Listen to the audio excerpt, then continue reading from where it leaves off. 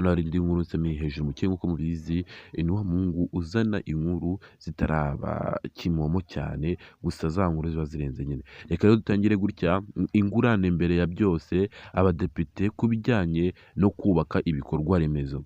Abagize inteko nshinga y'amategeko barasaba ko ingengo y'imari yateganya amafaranga yo kwishyura abaturage bimurwa ku nyungu rusange, kuko bimaze kugaragara ko kwimuka kwabo hari aho binyuranyije n'amategeko, ibyabo bikangizwa batarishyurwa.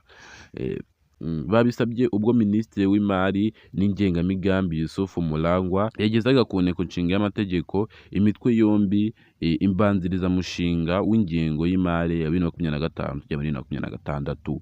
Abagize inteko nshinga y'amategeko bashimye ko hari ibikorwa remezo binini bizubakwa, ariko bavuga ko hakwiye no kuzirikanwa umuturage wimurwa aho bizashyirwa. Depite Mvano Nsabimana Etienne avuga ngo gutegura impano ikwiye byatuma ikibazo cy'abaturage bamara igihe kinini batarishyurwa cyakemuka, kuko bibangamira iterambere ryabo n'ishoramari muri rusange.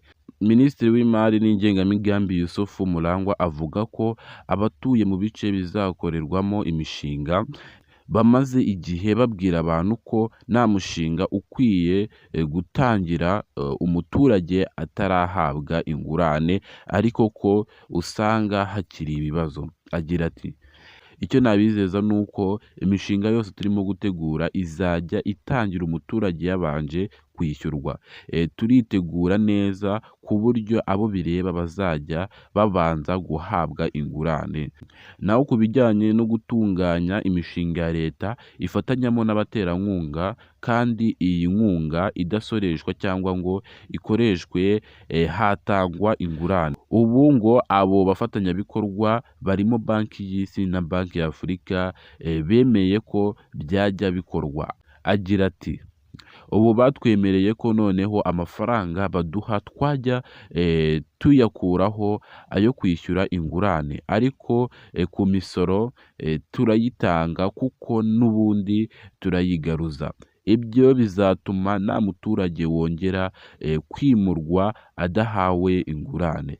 Abadepite kandi bifuje ko hanarebwa ibirarane by'ingurane z'uyu mwaka ushize n'iyabanje, kugira ngo abaturage bahora basaba kwishyurwa ibyabo babone ibisubizo bibanyuze.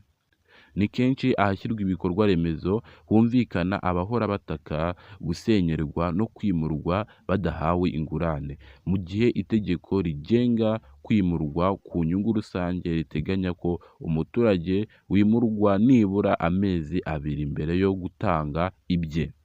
Cyakora ngo hari ubwo hagiye humvikana ko abaturage bashobora kugirana amasezerano n'ababimura ku nyungu rusange ku gihe bazaherwa amafaranga, ariko bigateza impaka nyinshi kuko amasezerano atagiye ashyirwa mu bikorwa. Hari n'aho igishushanyo mbonera cyagiye gishyira imitungo y'abaturage irimo n'inzu zabo ahazashyirwa ibikorwa remezo, bigateza ibibazo iyo batinze kwishyurwa ngo bimurwe, kuko baba bategekwa kutagira ibindi babukoreramo, hagashyira igihe batarimurwa, batanemerewe kugira ibyo bakorera mu butaka bwabo. Iyo ni inkuru nagiye nsoma mu binyamakuru bigiye bicicikanye, gusa nasoreje kuri iki kinyamakuru, jya munyura ku binyamakuru bitandukanye murebe. Ciao ciao, uko buzima mu wanyu ira, ujye musana kintu ukora subscribe nimba waranikoze. Turi kumwe.